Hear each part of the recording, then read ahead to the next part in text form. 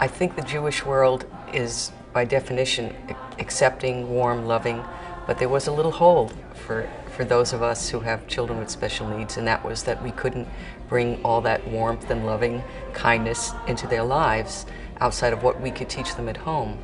I feel like there was something missing across the board, and certainly from our family's experience with Judaism. The Shirenu service is open to and attended by families and people from every denomination. Though not initially intended to be one, it has become a wonderful cross-denominational experience. Do not be put off because you think, we don't have budget.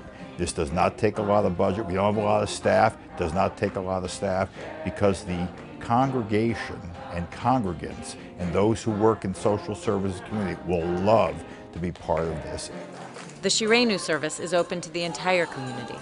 Many of our Shirenu families are not members of our synagogue, but have certainly become members of our Rodef Sholom family. I think all rabbis, cantors, community leaders need to know the following. You don't need to have an enormous congregation or tremendous resources to do this project. You just need a caring community. You need someone who's going to take on this project because he or she loves it and wants to drive it. And I guarantee this, you put out the word and they will come. If you build it, they will come. The service is meant to be accessible to people of all ages and with any disability. You will find that it draws on every constituency within your congregation. When my daughter was involved in the committee, we have young bar and bat mitzvah students who take this as a very serious commitment in their lives and make time for it. Everybody feels that they have talents to lend to it, and it's a way to bring in people who in the past may not have ever been on any committee, but they feel so gratified by this.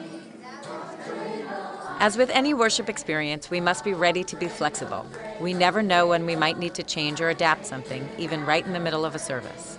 We have to be ready to pivot, and pivot smoothly.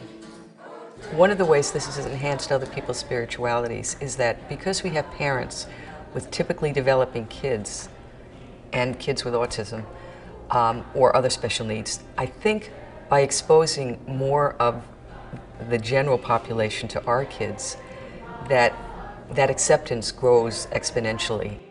The inclusion of sign language interpreters is a very deliberate choice. It makes it possible for families with children who communicate manually, or those who need visual linguistic support, to more fully participate in our service. In fact, we have found that many of our attendees benefit from praying in a visual spatial language.